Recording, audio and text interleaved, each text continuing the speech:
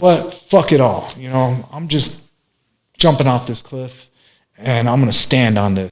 When life feels hopeless, it really ain't. It's just you're feeling that emotion, and you gotta be emotionally intelligent. Welcome to our podcast, Chris. If you could go ahead and introduce yourself. And thanks for having me on. I feel honored to be here. Thank you very much. Yeah. My name is Christopher Anthony Hernandez. I'm a barber in Minneapolis. I currently just relocated to St. Louis Park, so I'm kind of going in reverse here. I've been a barber for 25 years. A lot of my clientele is, corporate crowd. When I worked in the main part of downtown, it was a lot of, Target people, U.S. Bank, you name it, law firms, ''�𝒂𝒂𝒂𝒂𝒂𝒂𝒂𝒂𝒂💄 all those kind of crowd that would be in the core of the city. Yeah. I kind of worked my way through the, tiers of barbering. Started off in a prison cell, and and I am now owner of my shop in a very nice neighborhood in St. Louis Park, Excelsior and Grand. Right next to Starbucks. So if you guys are ever in the neighborhood, come on and check us out. Oh, sorry. Nah, you're good. Yeah. Okay. I mean, if I were to run you back, let's go to where you started. As you said, you started from the prison. Like, how was that journey coming up? Okay, yeah, I'm 46 years old now. Well, I'll be 46 in May. Okay. Yeah, so that was like almost 3 lifetimes ago. I was born in Hutchinson, Kansas. It's a little small town, in the plains of the United States, and it's a very small town, very small community. I was born to less privileged people, as you could say. I wouldn't say that they're less of a human being, but we didn't have a lot of money, and so it was kind of rough growing up. And then I got into some trouble going forward into my teenage years. My home was broken. My parents got divorced. There was a lot of drugs and alcohol and a lot of bad stuff, But that doesn't define everything that was about my childhood. There was a lot of good stuff too, Yeah. But at the same time, I had some good role models. My grandparents on both sides of my family, they remained married for 60 plus years, So those were really strong anchors in my life for values, core values. Examples of how to be. But as I got older and coming from dysfunction, I got into the life of the streets and crime and gangs, and I was in and out of correctional institutions, group homes, foster homes. So I basically grew up in the system. And when I became an adult, I was already on what they call extended juveniles jurisdiction here in Minnesota, where they sentence you as an adult and a juvenile.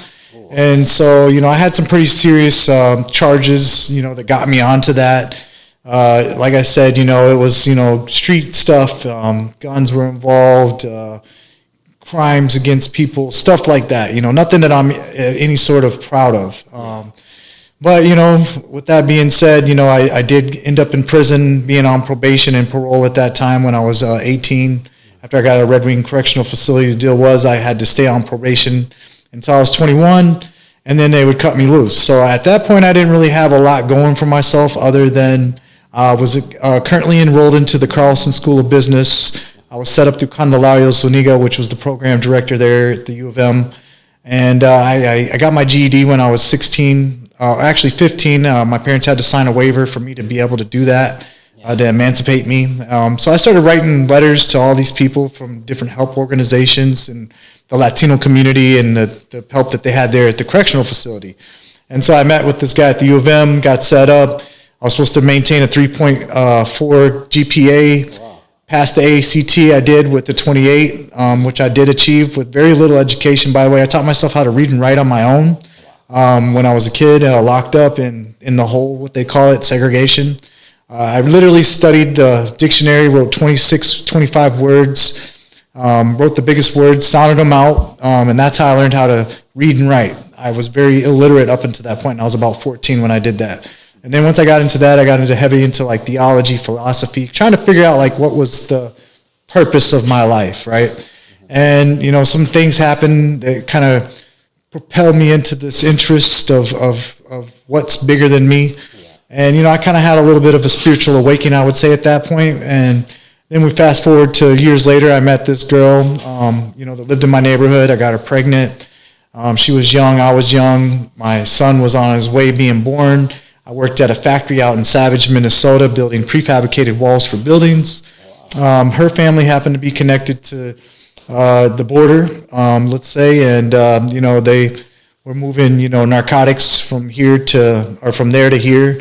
And I got involved in narcotics and selling that kind of stuff. But at the same time, I was still working a job, third shift, 12-hour, 10-hour days, just trying to make ends meet, trying to live that dream that I thought at the time would be what I wanted in life. And, trying to make money because, like I said, I came from humble beginnings. And I was just trying to make what I had with the tools that I had work, plus, get the education that I so very much wanted to get. And I had a lot going on at that point and a lot on my plate, and I didn't realize the poor decisions that I was making, which actually turned into one of the best decisions, because my worst decision landed me in prison, but it ended up in one of the best decisions of my life, getting involved in barbering. And so while I was in corrections, I was supposed to go to boot camp about 18 months into my program, and I was down at 𝒂𝒂𝒂𝒂𝒂𝒂 Correctional Facility. Some gang stuff popped off. I was in wood shop making furniture for the state, all the furniture they would put in the state buildings we made there. So I was learning skills with that. And my son was already one, and I lived with his mom out in the community, and I was sending money home to her to try to help her. And I was trying to better my life, from inside the walls. And guy came up to me, snatched a nail gun from my hand. You get these tools checked out to you in prison under your prison ID. It's a medium security prison, so it's not a max. A lot of people are trying to work on their way of getting out of prison, not making it a life there. But you do get mixed in with people that are still got a lot of time. So that messed up my boot camp. I went to the hole for 90 days. I ended up back in St. Cloud Correctional Facility, which is Supermax. That's where they put people under 21 at that period of time in history. And I got into the art program there, did about 2 years there. Then I got my custody level dropped, and I ended up in Moose Lake Correctional Facility.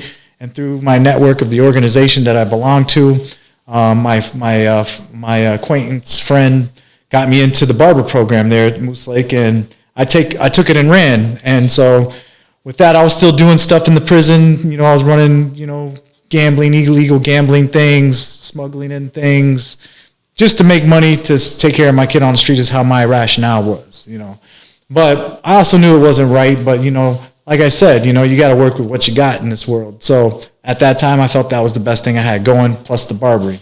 So I was able to complete the barber program, got kicked out of there, ended up in Stillwater, which is like the old-timer prison here in Minnesota, where all the lifers are and stuff. And then that's where I came in contact with one of the leaders of our organization that I had belonged to. And he kind of schooled me, and kept me under his wing and taught me, how to politic within the prison, but also in life in general. And, it's a very Mexican and Latin culture that I was a part of. So we kind of functioned as a family, I guess you would call it, to the best that it could be in a situation or a setting like that. And so, he told me, get out and make the best of life, but I want you, to also don't forget about us. So, I was kind of in that predicament when I got out of prison. I was stuck on that fence of, still living this life of crime or street life, and being kind of obligated to that, but also had a family and a son that I was trying to go back to. But, when you get out of prison, you don't have a lot of resources, especially at that point. So I had the barbering that I finished, and I got a job at 𝒂𝒂𝒂𝒂𝒂𝒂𝒂 and I was in a halfway house, and I had 30 days to complete getting through that halfway house and finding a place to live, getting a job, all that stuff that you have to do to transition back in society. And, it's a lot of stuff to ask from somebody that really has very little to work with. Yeah. But I made it work somehow. And so, being, the opportunist of, I wouldn't say opportunist in a bad way, but opportunistic in a way of making the best of the resources that were provided or presented to me, I shacked up with my now wife, but at the time I wasn't looking at her as wifey material. I was looking at it as like, this is a vessel for me to get from point A to point B. She's somebody that can help me. So I moved in with her, got out of the halfway house, got hired at a 𝒂𝒂𝒂𝒂𝒂𝒂𝒂𝒂 at $7.50 an hour because that was the only place I could work cutting hair. because of the nature of my crime, I couldn't work in a barber shop that didn't pay me a check, an hourly paycheck, because previously I was doing stuff, under the table. So I had to do that until I got off parole, which my sentence was 8.5 years, 98 months, and I did 5.5 years behind the wall total. And like I was saying before, I was supposed to get out on boot camp, go to boot camp for 6 months after doing 18 months, and then go home on house arrest and transition that way. But that didn't happen when I got into the fight, ended up in the hole, and all that stuff transpired after that. But the good thing, the silver lining, as they say, of that was I became a barber. And so back then you used to have to do you had 4 years to get your apprenticeship, your 1,500 hours in school, and then your 1,500 hours on the street under a master barber. So the challenge there was to find a master barber that worked at a 𝒂𝒂𝒂𝒂 to sign off on my hours that I could actually work under. And I had to work with that master barber when I'm working, because that was the rules. So I was able to do that somehow. Long story short, there was a lot of struggle through that time period. And I ended up getting 2 jobs, working a 3rd shift job at a print factory out in Maple Grove. And at the time I was living in Brooklyn Park with my shacked up ex-wife that I eventually married and had 4 kids with. And so then my other son that I had previously with the previous relationship, his mom turned to a life of hardship, and she got into, the adult industry, and, she turned into she got involved with some drugs and stuff happened. And to this day, I still think she still struggles with drug addiction, which is a sad thing for a lot of people. And that's what happens a lot in our community, because of poverty and lack of resources, lack of education, lack of guidance, and all that kind of stuff that we so very much need still to this day in our communities. And so, I don't blame her any sort of way for what she chose and what happened to her. I always encouraged her to come, to a better point, but at the time I was still struggling too, so, and then I added, things onto my plate when I got out that were, life-changing as well. I got the lady pregnant within 2 months that I moved in with, so now I'm having, another dilemma. I'm like, I'm having to take care of her, baby, plus myself, and I really don't have the means to do that even for myself yet. So, that's why I got the 2nd job. I was working at 𝒂𝒂𝒂𝒂. Life was hectic. The job was 12-hour shifts, really hard labor. Yep. So I did that for a while, and then I worked at 𒂂𝒂𝒂𝒂 and became full-time at a 𒂂𝒂𝒂𝒂 out in the northwest suburbs. And I worked with 𒂂𝒂𝒂𝒂 for several years until I got off probation. And I got off probation early because I was keeping myself, out of trouble and for the most part doing what I was supposed to do. But during that time, I developed an alcohol problem. And so I became an alcoholic. And one day I got an interview at a place called Winston's in Uptown, which is now the Lake and Irving barber shop or something like that. Okay. But it was a prestigious shop, definitely a step up from a 𝒂𝒂𝒂𝒂𝒂. And during that time, I had also worked at a barber shop in South Minneapolis on 35th and Bloomington called Southside Barber Shop. And, it was drug dealers and neighborhood stuff, Powderhorn Park, there's a lot happening. And, it wasn't really a good fit for me, and I didn't feel that. And so I was continually looking for an upgrade in my career.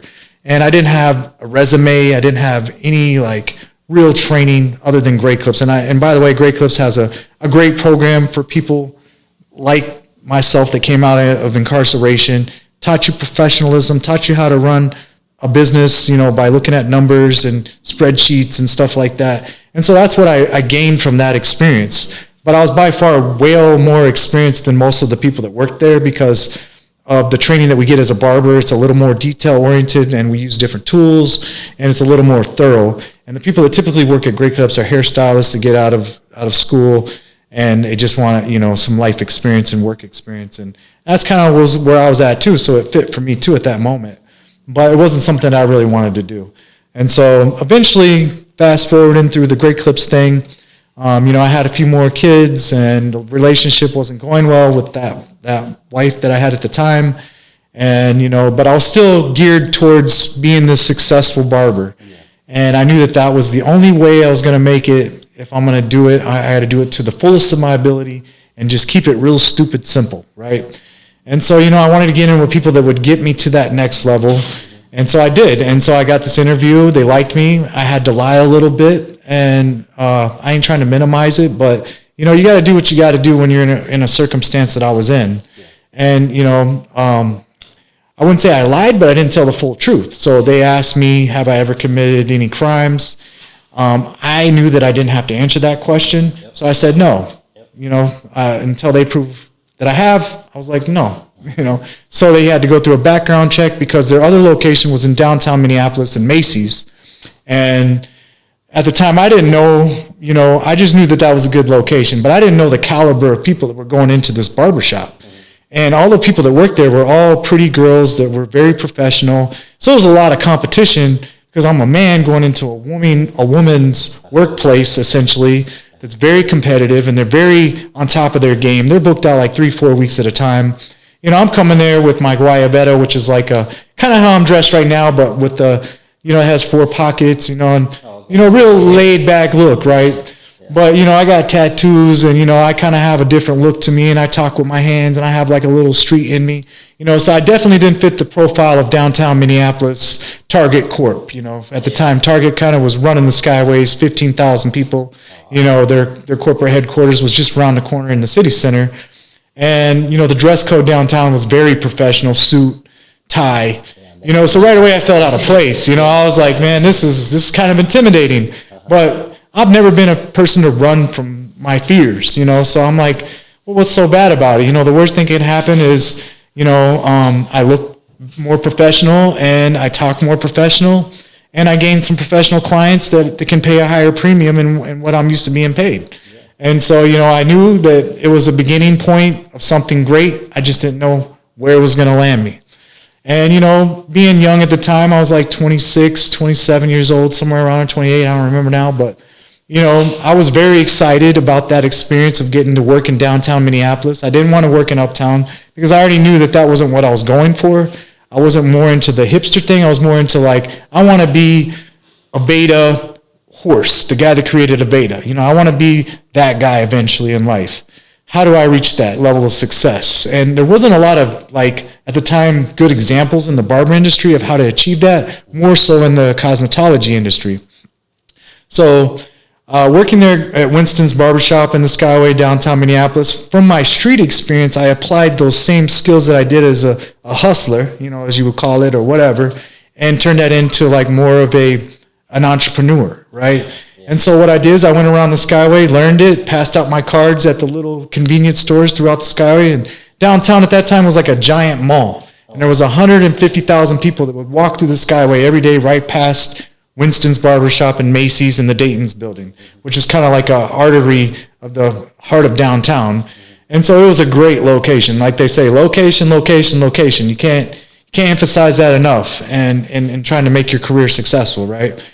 And so, you know, I started look, listen, and learn was what I was taught in the streets. You know, camouflage yourself like your environment so you can go in and get the you know, achieved goal that you were after, right? When I was taught how to stick up people as a stick-up kid, you got to blend in, you got to camouflage yourself like the mark you're going after, right? Or if you're moving drugs, you got to look as if, right? You got to fit into your environment, you know, don't stick out, you know, so...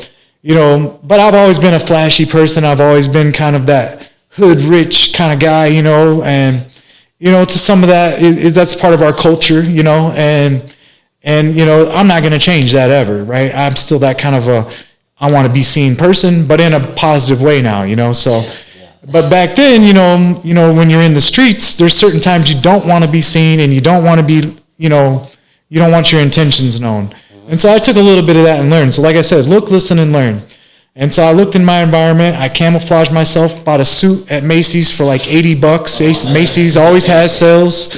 I put a vest on, a black tie, and looked the part of a professional barber, right, that I had in my mind. That, you know, I'd seen from historical videos and photos of barbers throughout history and how I kind of like that 1920s era, you know, so that's what I was going for.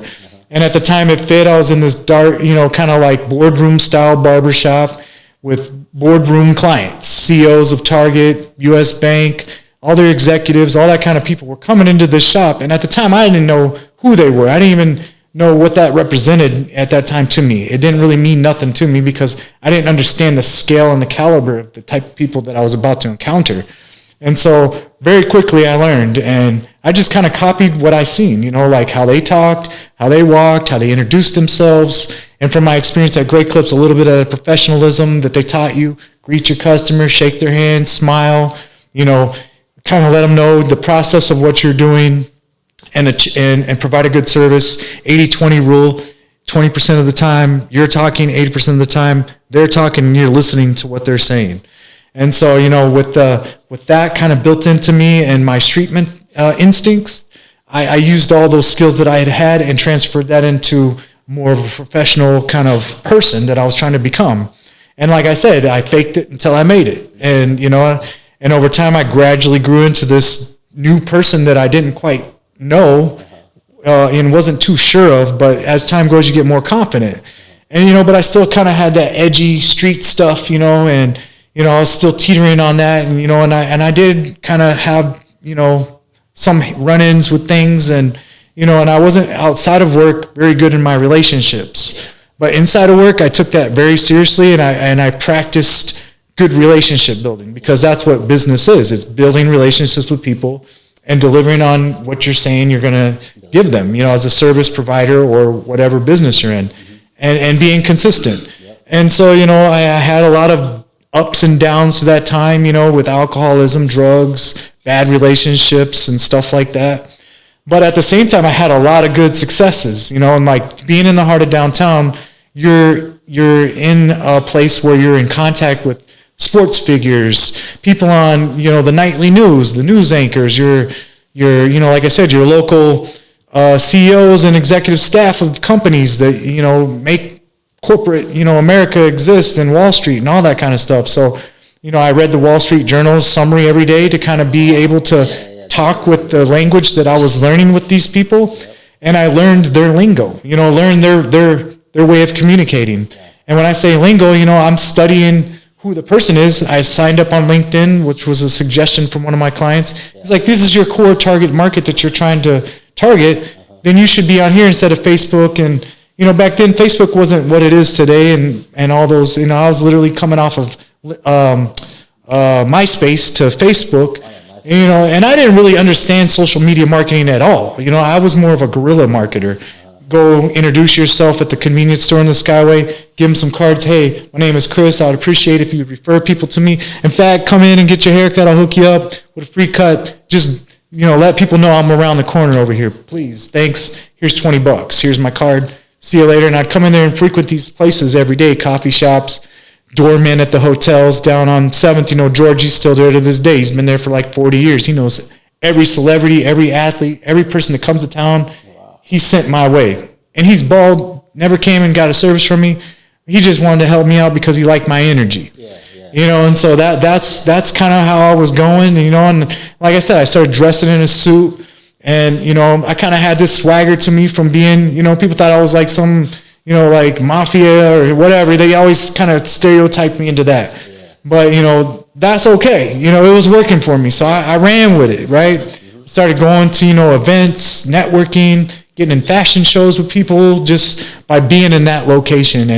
And like I said, taking advantage of the opportunities that I seen that were there. And when athletes would come in, I'd post a photo with them, get their autograph. And I had this little box at first where it was like a straight razor box that I would use.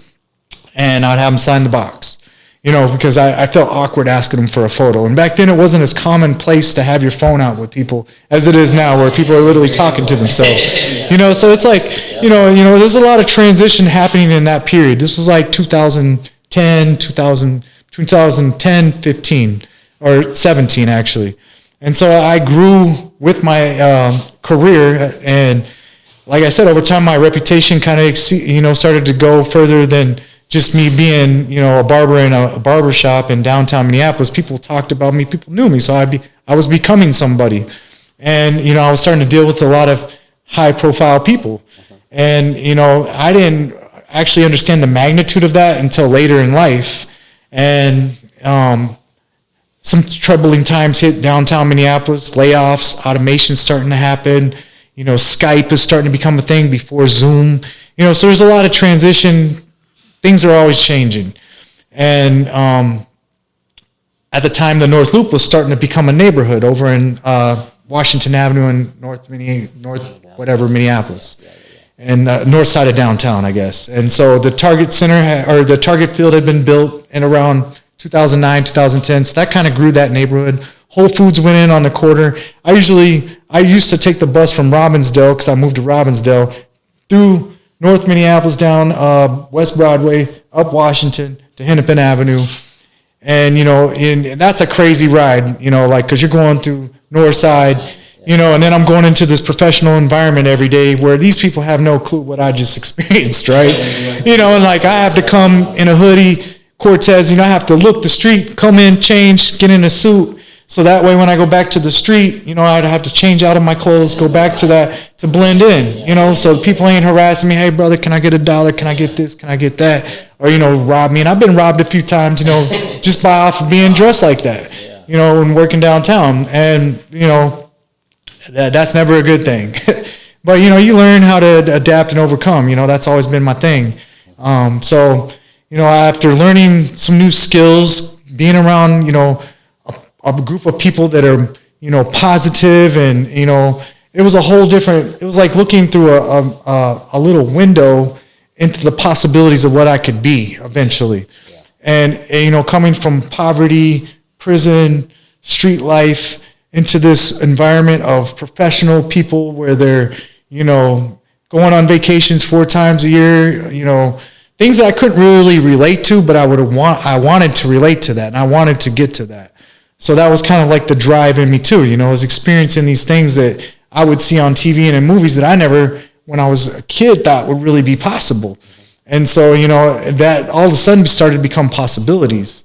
And so Winston's closed because Dayton's was going through a sale. Nicollet Mall was kind of going through this transition. A 3-year project killed all the businesses down there. They're tearing up Nicollet Mall, ripping up the street constantly. And so that project killed downtown for a while. And then Macy's was faltering. Retail was going into a transition with Amazon taking over the market. People are going online and buying stuff. So a lot of transition was happening. And, and one of the things that I've been good at is resiliency, consistency, and the ability to adapt and overcome.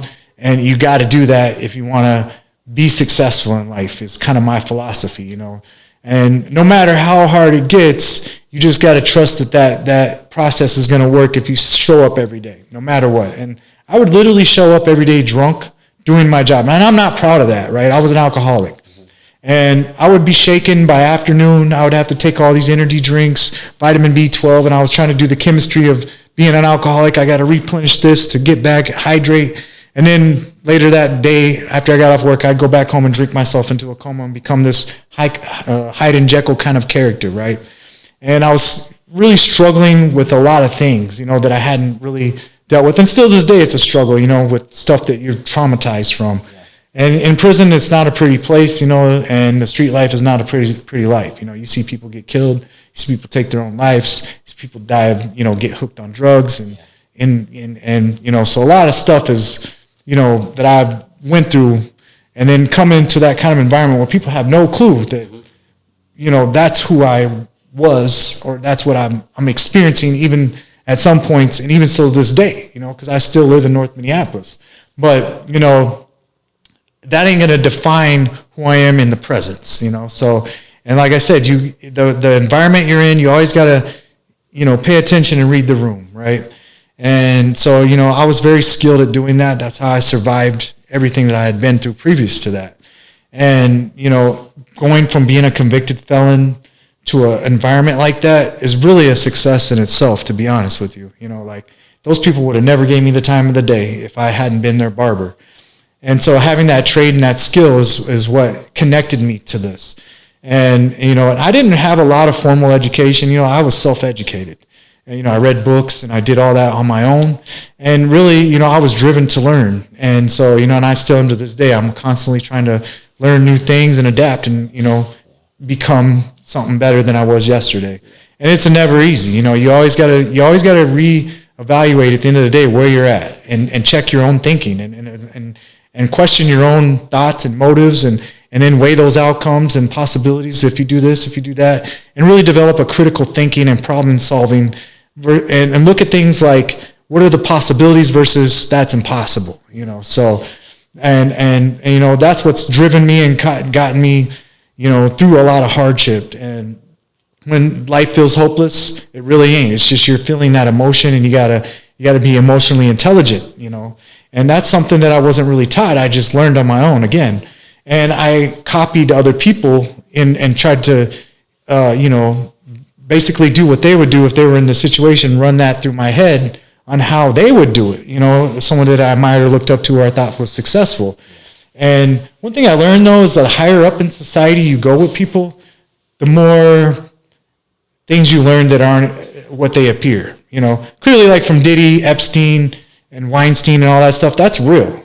That's a very real reality that exists. And these people at these high levels, and I'm not saying all of them, but I'm saying a lot of them, they don't live in the same rules and things that we have to, because they have such privilege.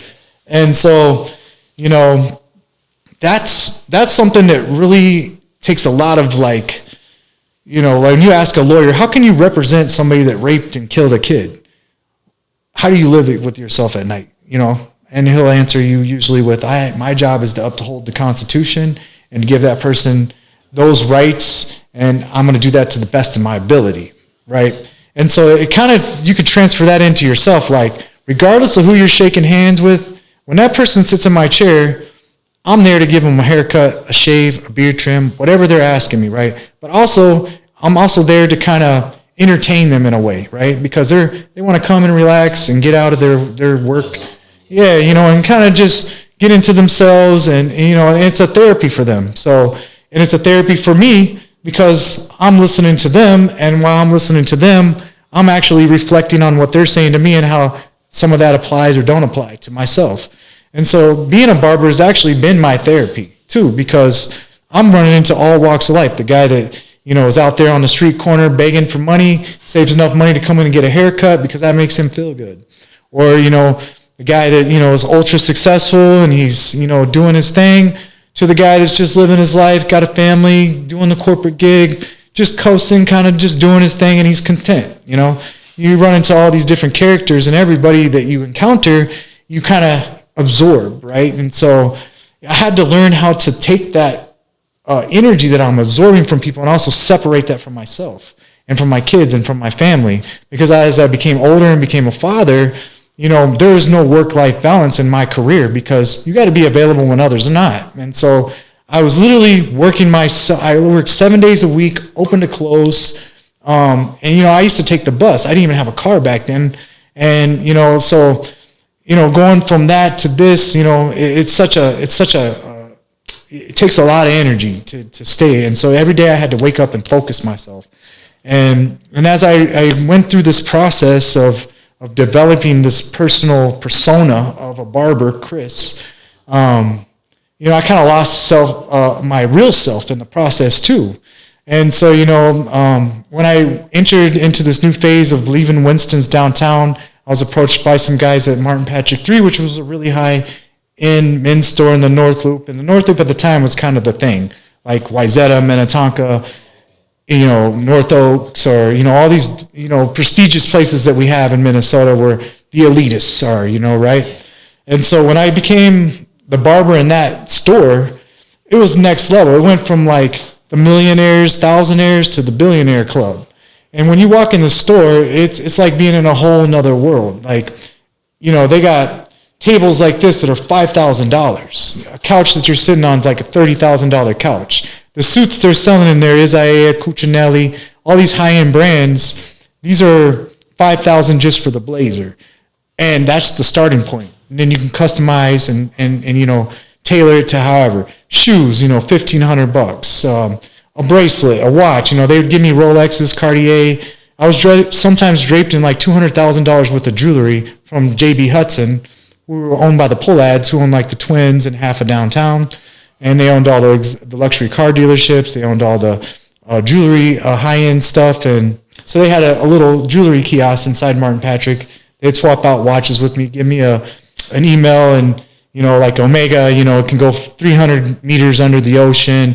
It was in a James Bond 007 movie. A kind of little background story to the brand and how to sell it to the people sitting in your chair. Designers, would come in and give us clothes. And I made friends with them just through my natural instincts of connecting with people and networking. So some people call it hustling or whatever, but I have learned that, that's called networking, and instead of being a street person, you're politicking, so you kind of learn these things in different terminology, but the way you say things makes a difference in every relationship you have, and how you present that to somebody definitely is going to create a vibe, right? And so I've learned to be real careful with each individual that I encounter, because this person might be a Trump supporter and this person might be a Biden supporter, and so that has to separate in my mind and focus on the individual as a person, and remember that this is a human being just like me, and they have family, they have friends, they have a career just like I do, and that's how we can connect as humans. It doesn't matter who they are. And when a person would sit in my chair, and I'd eventually find out, like, oh, you know who that guy is? That's my boss. Well, who's he? Oh, that's Tim Bayer. He's the head of legal. He's the chief legal officer at Target. Or that's Ken Stone. He's the board chairman over at U.S. Bank. He's my boss. Or that's 𝒂𝒊𝒓𝒄𝒖𝒄𝒄𝒄. He's the CEO of Best Buy Corp. And then you start researching these people, and you're like, wow, like this guy is really somebody. Or J.J. Barea. He plays for the Timberwolves. or Chino Moran. He's Deftones. Lead artist. And you run into all these different characters, but when I connect with people, I don't even know who they are. I'm just like, you want a haircut? Welcome. My name is Chris. Have a seat. When's the last time you had a cut? And in 30 seconds, I have to gather all this information about who I'm dealing with. But really, it's just a person, and you got to remember that we're all people, and we all bleed. We all have the same feelings. We all go through similar things, and that's really all you need to go on. And treat the person with respect until you feel disrespected, or maybe, you got to set those boundaries, but it all is on how you present yourself as well. And when I started dressing in a suit, by the way, that changed my life as well. My tips went up. People respected me in a different way. They came at me in a different tone, and it was a whole different, and I started to like it, and I call it suit armor, right? Put on a suit one time, go to a tailor, go through that experience, get a hot towel shave, experience some things in life that will make you want to be that person that you're trying to become, and you'll feel it, and go out and touch that car that you want to drive, or go in that house and tour it that you want to buy, because that's going to motivate you to that becoming a reality. And I believe in manifestation, and I believe that what you tell yourself will become your reality, and you can change your reality. You can change your whole person just by what you think, and those thoughts become actions, and those actions become your reality. And so I stepped into this reality at the time that I didn't even quite know. And John Charles was my mentor at the time, and he was a local celebrity hairstylist. He had a salon in Wayzata, very successful. He got to start with 𝒂𝒂𝒂𝒂𝒂. And he was my mentor at 𝒂𝒂𝒂𝒂𝒂 III when we started the barbershop. We were a two-chair shop. It was me and Sophie. She wasn't even a barber. And we had a shampoo sink in the middle. We had a chandelier above us. And we had this little tiny room in the front of the store. But it was luxurious, and we had all the top products in the world just around the corner for hair care, skin care, and all that kind of stuff. And we had all these experts from Neiman Marcus that were formerly working as their top stylists for, people that come in those stores, and Nordstrom's and Bloomingdale's. They all were orphans of these department store closures, and so was I, Macy's. So first interview I had was Forbes magazine, and that's what I told him. I was like, I literally feel like an orphan from a department store, just like everybody else in the store. Next interview I had, Fast Company, Minneapolis St. Paul Business Journal. And these were all from 𝒂𝒂𝒂𝒂𝒂 III, and those are people that earn that status, and I am not any sort of way going to discredit them. And I also kind of contribute some of my success, or honor my success, to those different players that came into my career that helped elevate me. Because when you associate yourself with different brands, you are now, leveling yourself up to that status as well. So I understood that clearly, right? And, and that was a very golden opportunity for me in my life, because I was entering this world of people that there was no way in hell I would have ever met just brushing shoulders, normal life, right? And like I said, I've already name dropped a few, but there's many others too. And so, when you're, it's almost like being starstruck when you realize who you're talking to and the magnitude and the effects that they have on the world. And there's a lot of like energy that comes from that. A lot of good energy. But also those same people, you got to remember, are people, and they make mistakes, and they're no different from anybody else. And when you start to see it as that, and that they're human, and then you get into these parties with people, and you see certain things, and your perception starts to change of these individuals. Then you're kind of realizing that, like, what is it that really matters, right? Like, does it matter that this person drives a Ferrari or a Porsche, or he lives in Minnetonka or Wayzata in a mansion, or has this yacht, or he can go on all these vacations? Who is he as a person? You know what I'm saying? Is he a good person? And I started to have that struggle too with people, because you want to belong to this group of success, but at the same time, do you really want to belong to that? So like I said, you kind of lose yourself a little bit in this transition period. And then George Floyd happened. After 4 years, fast forward, of being the successful barber, being booked 20, 30 clients a day, every 20 minutes I had a client at $65, $75 a pop, bringing in, $350,000 in sales. I started a food truck business on the side, booking corporate events through my barber chair from the people that sat in my chair because they ran these companies. Now I'm experiencing some real levels of success. And so that all, caught up to me in an ego, and I had this persona, and I kind of lost myself with drugs and alcohol. And then COVID happened, the riots happened.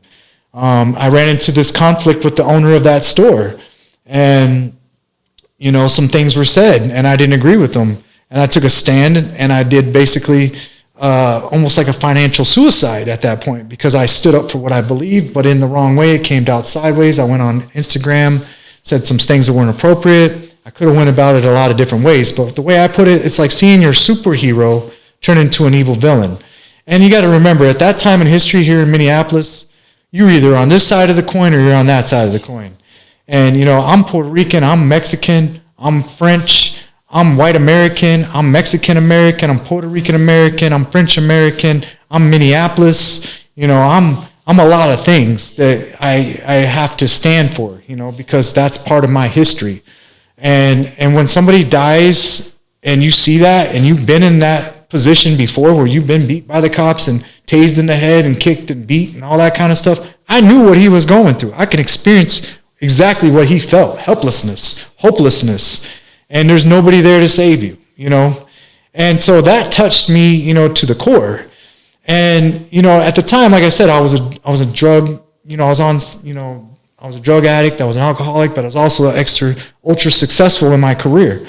But I knew changes were occurring. And so when I went in that day to help board up Martin Patrick III during the riots, honestly, I was going there. It was my 40th birthday, and I was planning on going up north to take my kids to Duluth because you couldn't do anything. It was COVID lockdown.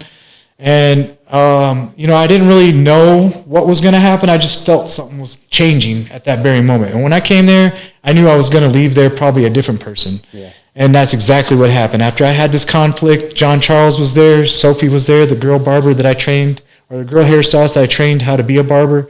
And at that time, we expanded from the small setup in the store after being very successful to a back of the store where we had a 5-person chair build out. The store expanded into its 5th phase or whatever. And at that time, the store was like 26,000 square feet. And they were adding a lot of new things. They had, furniture, apparel, grooming, all kinds of stuff that was very expensive. And, like I said, it was very successful at that point. The Huey Hotel was thriving. The North Loop was thriving. All these restaurants and stuff. Chef Gavin Kaysen, which was one of my clients while I was there. He owned Spoon and Stable, Demi. He's a world star chef. He's won the James Beard Award. I had a lot of people like that. He was actually my last haircut before the lockdown of COVID. Yeah. And actually, Michael Francis was in the shop there at Martin Patrick III, and he told me the calendar's clearing for the next 6 months, Chris. Michael Francis, by the way, is one of the legendary marketing guys from Target. He brought in the luxury brands that the soccer moms of USA, were so into at that time with Target. But anyways, he moved on and he became a consultant for Walmart and celebrities and their wardrobe and stuff. So he was a very known, high profile guy. And when he's starting to tell me that, his calendar's clearing for the year, I knew something was serious was happening. And I just didn't understand it like everybody else. COVID, we were locked down for 2 months. And when I went in to cut Chef Gavin's hair, Spoon and Stable, our bachelor farmer, which is owned by the Dayton's brothers, who actually started the retail giant of the Dayton retailer here in Minnesota, which eventually became Marshall Field's and then Target. And I was still in that building that their family started out of in Dayton's before I moved to Martin Patrick 3. So there was a lot of connection there, and I actually cut Eric Dayton's hair a few times and his brother. And, went into their restaurant and their store at the time was Ashkoff and Filson, which is now Perzano.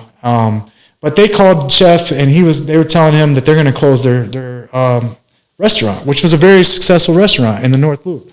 So I knew things were getting real. And at that very moment, Chef Gavin's going into his mode. He's calling the governor. He's trying to get taxes paused for restaurants. He started a nonprofit for all the restaurant workers so that they could get money during COVID because everything was collapsing. And, there was a lot of stress and a lot of things on everybody at that moment in history. And then when George Floyd gets killed right on TV, that was like it. It was just like a bomb, went off. Minneapolis is in flames. Things are chaos. It felt like the end of the world. And so, that energy, I didn't know at the time what was happening inside of me, but I knew I was changing as well. So then that's when I went into kind of like a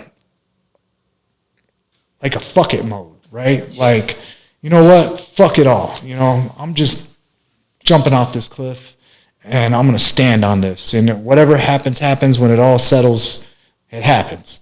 So then my boy Pierre, the barber that worked with me, we were like, he bought this mobile barbershop, but it's not legal in Minnesota to have a mobile barbershop. So we went out and tried to do that for a little bit. And, we were traveling around Lake Calhoun, Como Park. And it really wasn't working because I had literally thousands of clients at this point that were calling me, having me go to their house, cut their hair. And they didn't really know what happened at Martin Patrick 3. And when I left Martin Patrick 3, like I said, that was a hard move for me. And it really kind of set me back a little bit, but also set me forward. I just didn't know it at the time because when one door closes, another opens. And so that's exactly what happened. So a guy reaches out to me. He's like, hey, one of my clients is like, this guy, Derek Reed, he moved in back from LA. He's my suit maker. And I know you worked at Martin Patrick 3. I think you guys would be a good fit. He's a tailor. He wants to start a private social club in the Simple Mansion down on Blaisdell in Franklin. I was like, okay, I'll go check it out. I'll meet up with them. And so I went over there and met up with them. We started this thing called Club Caraway. It was a cigar lounge, barbershop, tailor shop. Long story short, my son died of a drug overdose. He was 22. My son that I had with the relationship before I went to prison. And I was, at that very moment, I got a call. When he died, I was doing a haircut, shooting a promo video like we're doing now. And it was March 17th, actually almost 5 years ago to this week. And so I went downtown to the hospital, MC, whatever it's called, I can't recall right now. Went up to the overdose unit. All the family was there. I knew something wasn't right, So I went up there. My son's laying in the bed. And I just knew that, he wasn't there, So they kept him on life support for a couple days, and they actually, took him off on March 19th. Wow. That forever changed my life. Yeah. And nobody will really understand that loss until they lose a kid, because you're not supposed to you're not supposed to bury your kids, And my son, like I said, I felt a lot of shame after that and a lot of guilt because I felt like I should have died, not him, it wasn't meant.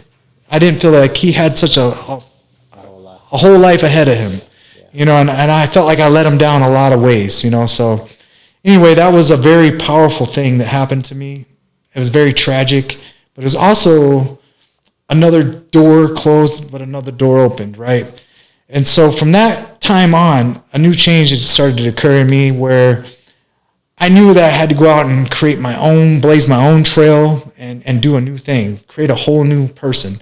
And at the time I met my current wife, she was my tax accountant down at on 26th and Nicollet. My guy Al, been a tax accountant for 40 years, does my taxes, every year. She was the guy that she was the gal that checked you in and kind of helped you through the process. Started talking to her, and I went into turning my tax forms that year. I was self-employed at that point.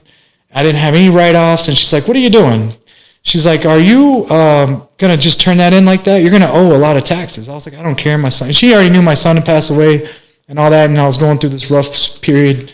She's like, "How about I have a meeting with you and I help you go through and we go through this right." And so we had that meeting, and I already knew at a level that there was something special about this person. Yeah.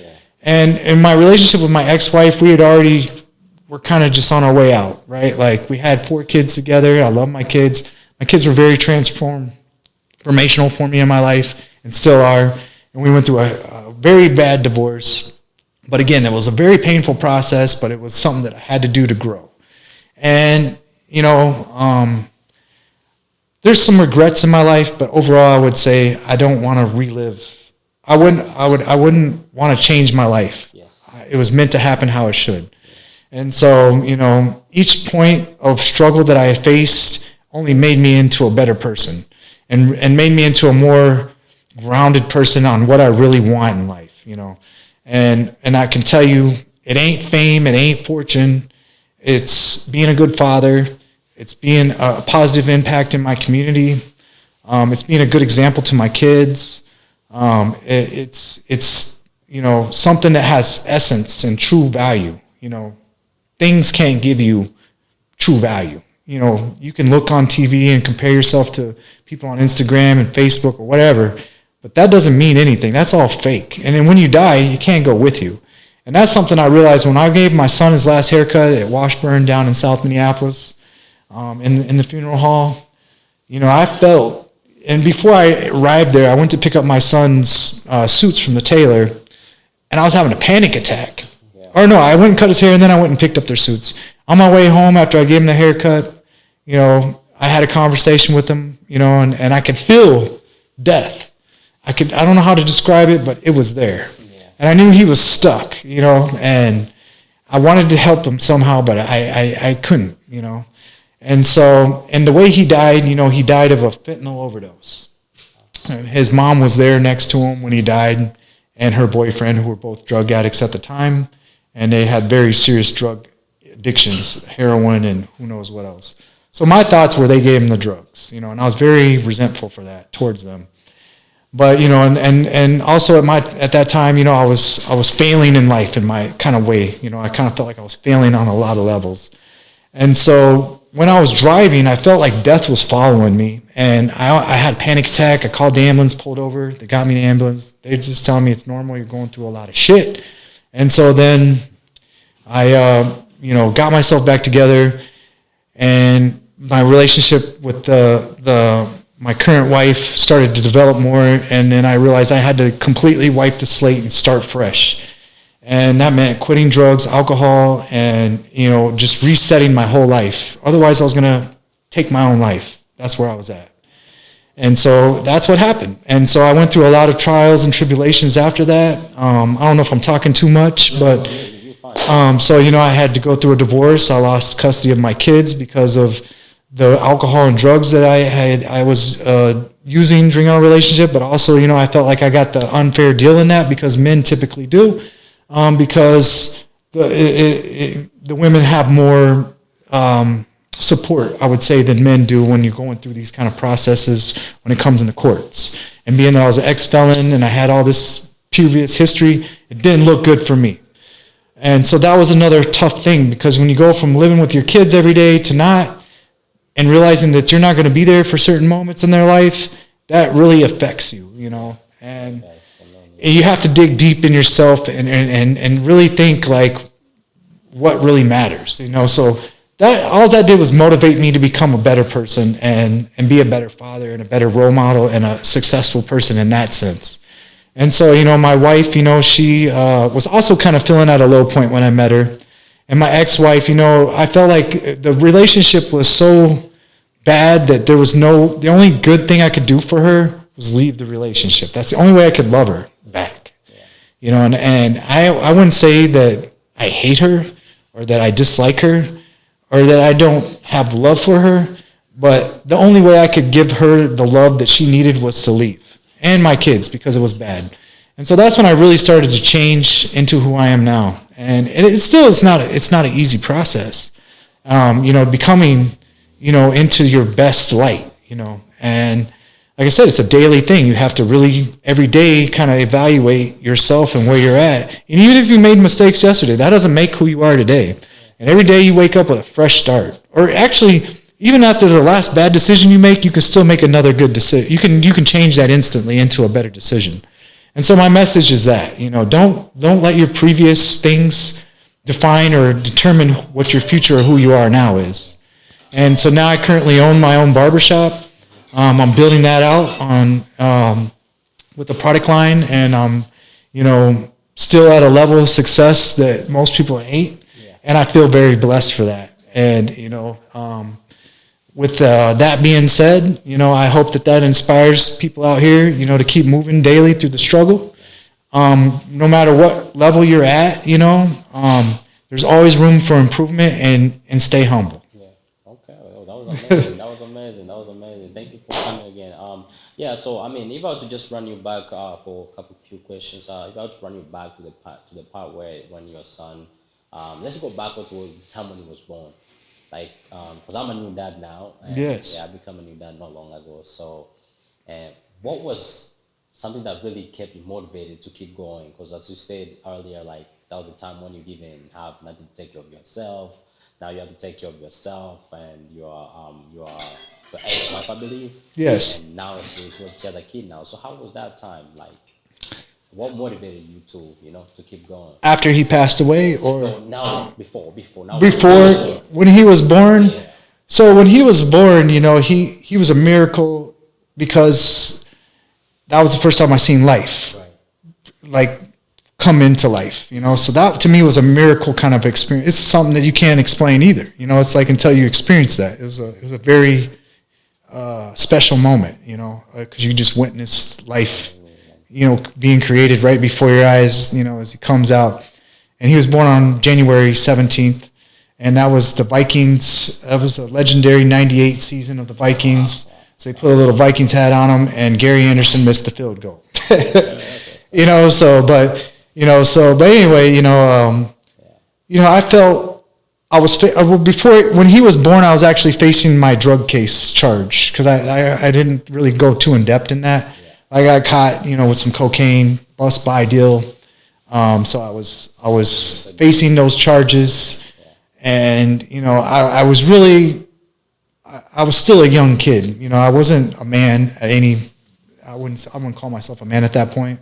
I would say I was a kid having babies that didn't really know much. I was just, going through things that I probably shouldn't have done. But you can't change what you do. Yeah, that's true. And so I would say like I had a lot of hope, but I had a lot of hopelessness too, because I knew that him entering the world at that point wasn't good, because I'm going to be in prison, and so that was very hard to deal with. So I actually ran from my problems for a while. I tried to leave Minnesota. I went to Texas, lived in San Antonio, all over South Texas, worked in the fields because I was a fugitive, wanted, cutting cabbages, did small jobs, did anything I could to make money. And I was on the run, and I was living in place to place, moving around, and I eventually got caught in San Antonio, and they extradited me back. I was in Bexar County Jail for 90 days. And, that was very different. I know it's a big county jail. It's like thousands of people. It's not like Hennepin County down here. Similar in some ways because jail is jail. But it's very Mexican, and it's very, they call it the Los Oros. I ain't going to say that. It's just very structured in an organizational sense of culture and rules. And it's nothing like jail here. I can tell you that. Yeah, the culture is. And so that was a very scary experience and a very eye-opening experience as well. And, and then I got extradited back here, and my son was growing up without me. And so I felt this connection with them, but I didn't feel like a father. I just felt like I had a kid, and I wasn't going to be able to be there for him, but I wanted to be. And I didn't really feel like I was an actual dad at that point, So later on in life, when I had my second son, Emilio, who's now my oldest son, I felt a little more like a father, because at that point I was 26. But again, you're never really ready to be a father, I don't feel. But I can tell you this, the best advice I can give to people is don't have kids until you have your career in order, you have a house or, stable living situation, and your life is stable, and you've been through some life experiences and you've had your fun.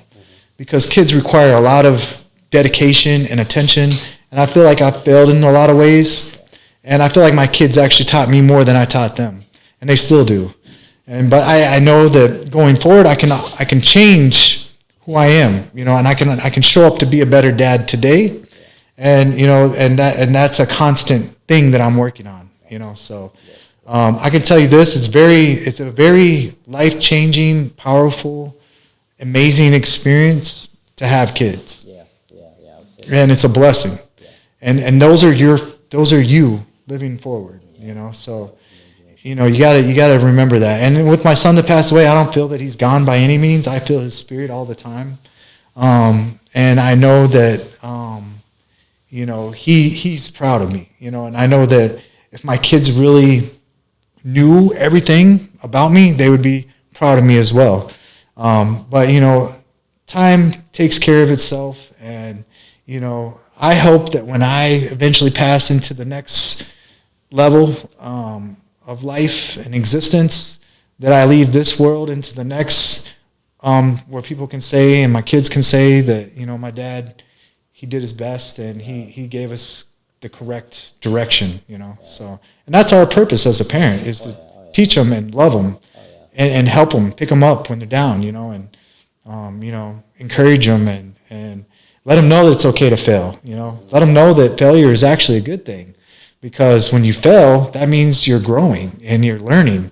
If you're always successful and winning, you're not really learning how to struggle, how to really fight through hardship, and that's what builds character. That's what builds, true wisdom, So, having kids is the greatest thing that ever happened to me, and it still is, and I also have a granddaughter that my son, that passed away had, so, I want to be able to live a good life and a long life to see my grandkids grow into who they eventually will be as adults, so that's the true purpose for me. Yeah. Yeah, I mean, the same thing I would say. I mean, as like mostly for me, I'm from Kenya, so as coming from that background of like immigrants, parents, and this and that, normally I feel like that's always their goal. To make sure their kids have a better legacy. When he leaves, like, okay, my parents were this and that, Because my mom, before I became a dad, my mom was, I want to make sure you guys are good, this and that. And now I have a kid. Now I'm like, whoa, now is my time to that cycle back of thoughts, It definitely puts you in a new perspective of how you view things, and your mind is constantly thinking about your kids. Is he okay? Do they got something to eat? Are they doing this? Are they doing that?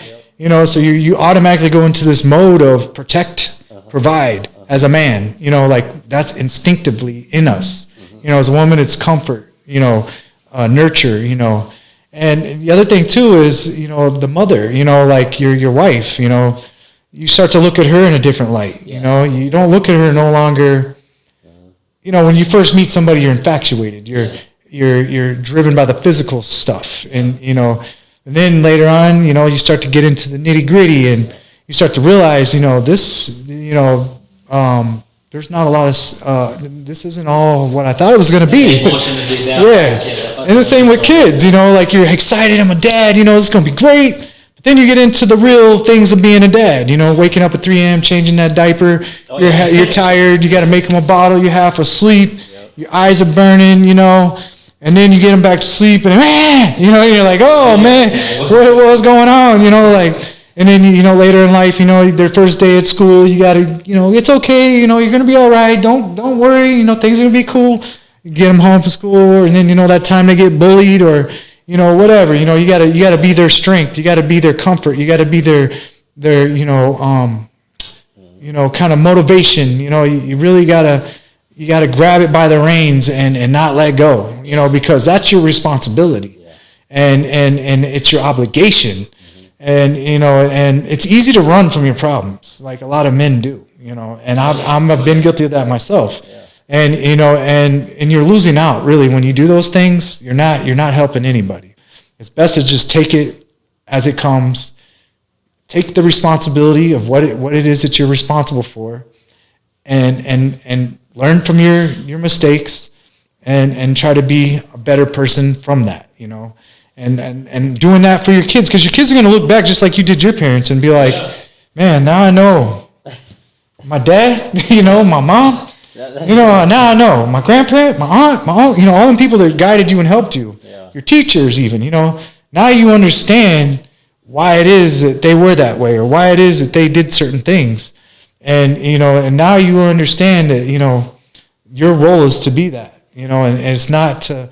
And now you've forgiven some things that you had trauma from or resentment for, because now you understand it's not as easy as it looks, you know. So, and it really isn't, you know. And you have to, you know, dig within yourself when you fail in life, and remember that those are your kids, and they're gonna look up to you. They're gonna take everything you say and hold on to it, and you better do right. Yep. You know? Because then they're gonna look back and be like, because you're gonna be held accountable for that. Oh yeah, you have to. You know, you're gonna be held accountable for your parenting. You're gonna be held accountable for your husband role. You're gonna be held accountable for everything that you're accountable to.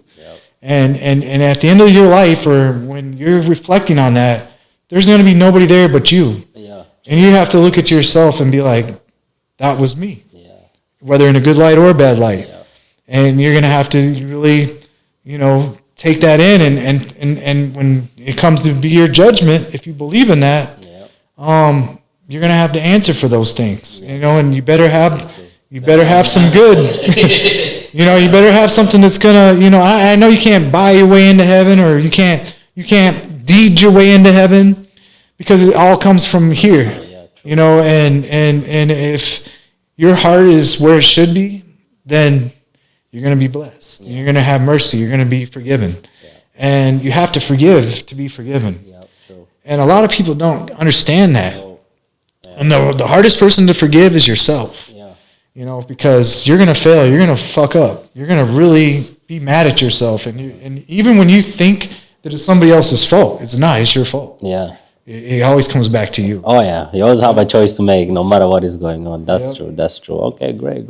That's amazing. Okay, so now this last question to close off. Let's say there's a youth that's looking up to you right now, or watching this video right now, and they're kind of going through the similar story that you're going through. You know, being a young convicted, being in jail at a young age, becoming a young dad, and you know, going through these stages. You know, let's say they're around like 20s or 30s.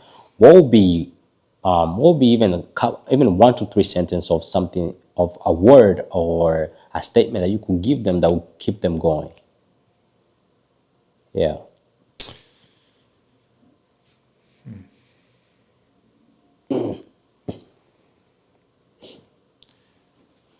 This too shall pass. Oh wow. So Chris, thank you very much for coming. Thank you. Nice to be here, and I'm glad to share my story. I hope it inspires others to, for sure, you know, no matter what they're going through, it's gonna pass. Remember that, man. Remember that it's gonna pass. Thank you very much. You're welcome.